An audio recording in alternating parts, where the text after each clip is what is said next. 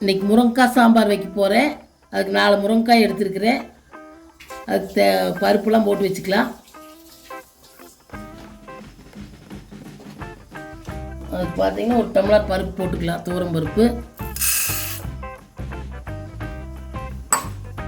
இதை களைஞ்சிக்கலாம். 4-5 டைம் களைஞ்சிட்டு காமிக்கிறேன். 2-3 டைம் பருப்பு களைஞ்சாச்சு.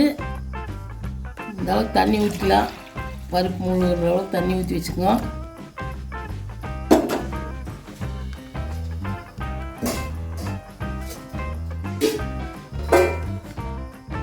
இதோட 2 தக்காளி சேர்த்துக்குங்க.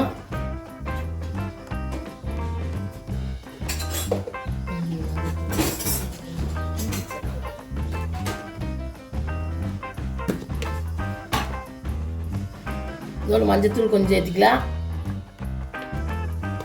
இது மூடி போட்டு ஒரு 4 விசில் விட்டு அப்புறம் பருப்பு குழம்பு செய்யலாம். 4-5 விசில் விட்டு பருப்பு இந்த அளவுக்கு வெந்துருச்சு. சும்மா அப்படியே கரண்டியில் ஒரு குழம்பு சுட்டுக்குவோம். இங்கே அதுக்கு தேவையான பொருள் பார்த்தீங்கன்னா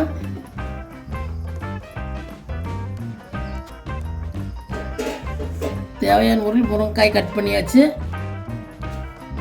கொஞ்சமாக இப்படி தோல் சீவி கட் பண்ணிக்கோங்க. 4-5 சின்ன வெங்காயம், 2-3 பல் பூண்டு இப்படி தொளிச்சு கட் பண்ணி வச்சுருக்கிறேன். 2-3 வரமிளகா, கொஞ்சம் கருவேப்பிலை, கொஞ்சம் சின்ன எலுமிச்சை தண்ணி இது புளி எடுத்து கரைச்சி வச்சுருக்கிறேன், புளி தண்ணி. அதோட ஒரு ஸ்பூன் சாம்பார் தூள். இதெல்லாம் போட்டு எப்படி செய்யணும் காமிக்கிறேன்.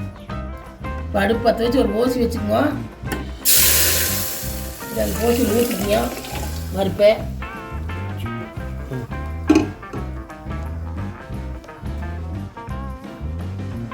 முருங்கைக்காய் சேர்த்துக்கலாம். முருங்கைக்காய் எண்ணெயில் தாளிச்சு கொட்டினா வேகாது, அதனால முருங்கைக்காய் சேர்த்துக்கலாம்.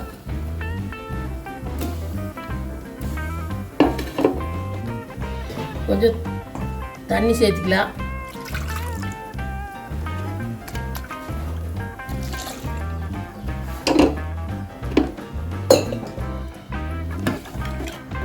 முருங்கைக்காய் வேவிட்டு அப்புறம் தாளிச்சு கொட்டிக்கலாம். கொஞ்ச நேரம் முருங்கைக்காய் வேவிட்டு பார்த்தீங்கன்னா முருங்கைக்காய் வெந்துருச்சு.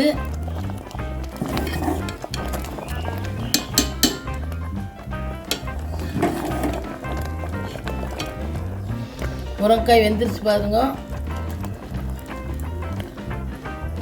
புளித்தண்ணி சேர்த்துக்கலாம்.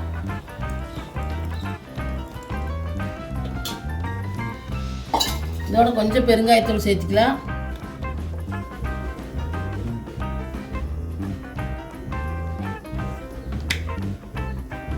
நல்லா கொதிக்கிட்டு தாளிச்சு கொட்டிக்கலாம்.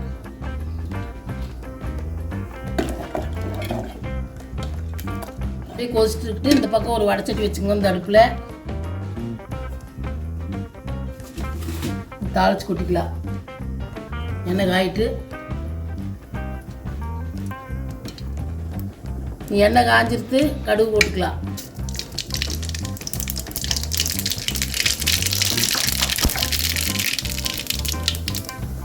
வெங்காயத்தையும் பூண்டையும் சேர்த்துக்கலாம்.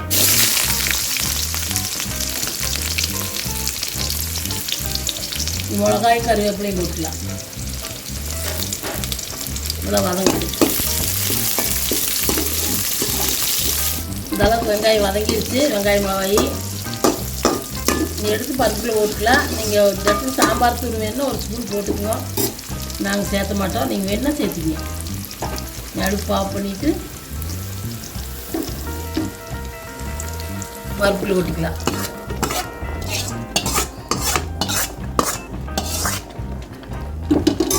தேவையான அளவு உப்பு சேர்த்துக்கலாம்.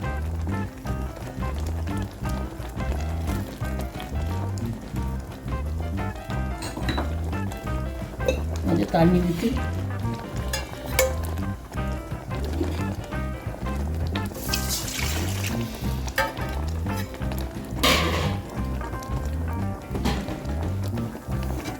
தண்ணி சேர்த்துக்கலாம் கொஞ்சமாக.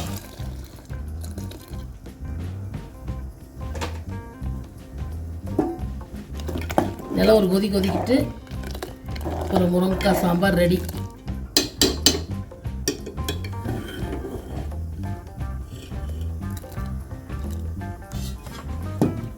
மூடி வச்சு ஒரு கொதிக்கிட்டு பார்த்தீங்கன்னா தாளித்து கொட்டி ஒரு 2 நிமிஷம் கொதிச்சிருச்சு. நல்லா முருங்கைக்காய் வெந்துருச்சு. இல்லை சாம்பார் ரெடி.